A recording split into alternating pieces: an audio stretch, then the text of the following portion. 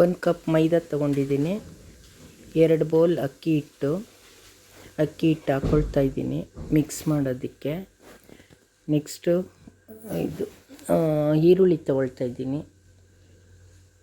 ಈರುಳ್ಳಿ ತಗೊಂಡು ಇವಾಗ ಹಸಿಮೆಣಸಿನ್ಕಾಯಿ ಹಾಕ್ಕೊಳ್ತಾ ಇದ್ದೀನಿ. ಕೊತ್ತಂಬರಿ ಸೊಪ್ಪು, ಆಮೇಲೆ ಜೀರಿಗೆ, ರುಚಿಗೆ ಉಪ್ಪು ಹಾಕ್ಕೊಳ್ತಾ ಇದ್ದೀನಿ. ಆಮೇಲೆ ಸ್ವಲ್ಪ ಎಣ್ಣೆ ಹಾಕ್ಕೊಳ್ತೀನಿ.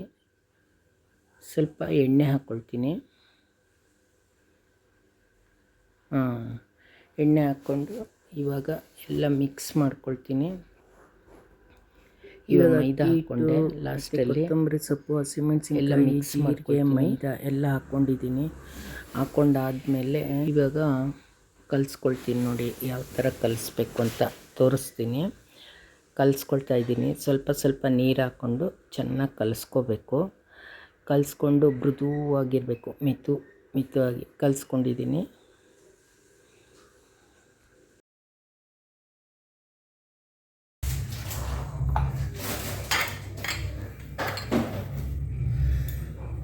ಇವಾಗ ಚಟ್ನಿಗೆ ರೆಡಿ ಮಾಡ್ಕೊಂಡಿದ್ದೀನಿ.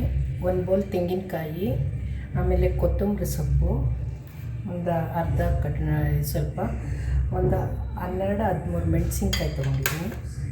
ಸ್ವಲ್ಪ ಹುರಿಗಡಲೆ, ರುಚಿಗೆ ತಕ್ಕಾಗಿ ಉಪ್ಪು, ಆಮೇಲೆ ಬೆಳ್ಳುಳ್ಳಿ, ಹುಣಸೆಹಣ್ಣು ಇಷ್ಟು ತೊಗೊಂಡಿದ್ದೀನಿ ಚಟ್ನಿಗೆ.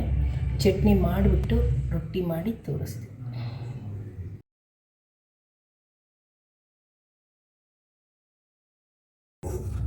ಚೆನ್ನಾಗಿ ಪಳಗಿರೋ ಬಾಣಲಿ ತಗೋಬೇಕು. ಇಲ್ಲಿ ನೋಡಿ, ಈ ಥರ ಹಳೆ ಇದು ಏನಾದರೂ ಇದರಲ್ಲಿ ಮಾಡಿಬಿಟ್ರೆ ರೊಟ್ಟಿ ಬರೋದಿಲ್ಲ. ಅದಕ್ಕೆ ಬರೀ ರೊಟ್ಟಿಗೆ ಅಂತಲೇ ಇಟ್ಟಿದ್ದೀನಿ. ಇದು ಕಟ್ಟಿದ್ದೀನಿ.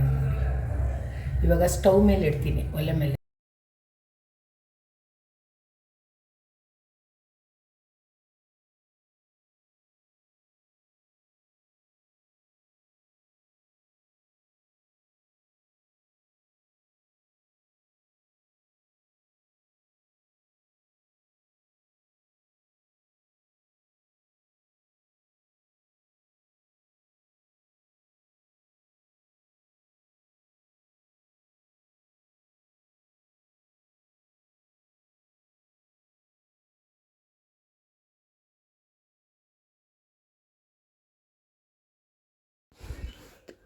ಚೆನ್ನಾಗಿ ಬೆಂದಿದೆ ನೋಡಿ.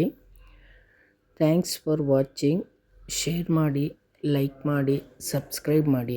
ತುಂಬ ಚೆನ್ನಾಗಿರುತ್ತೆ ಮಾತ್ರ ರೊಟ್ಟಿ. ಮತ್ತೆ ತಿನ್ನಬೇಕು ಅನಿಸುತ್ತೆ.